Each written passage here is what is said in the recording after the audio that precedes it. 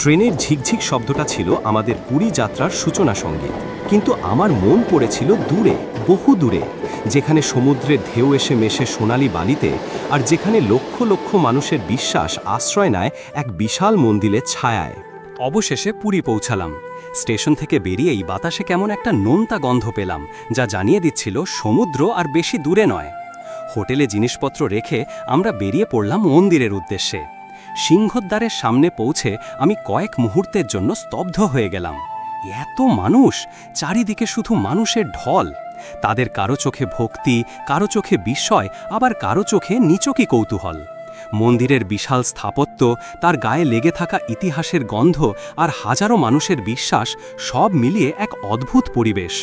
মনে হচ্ছিল যেন এক অন্য জগতে এসে পড়েছি। আমরা শুধু বড় মন্দিরেই সীমাবদ্ধ থাকলাম না, মন্দিরের আশপাশে থাকা ছোট ছোট মন্দিরগুলো ঘুরে দেখলাম। বড় মন্দিরের ভিড় ও কোলাহলের পর এই জায়গাটা অনেক শান্ত আর স্নিগ্ধ লাগল।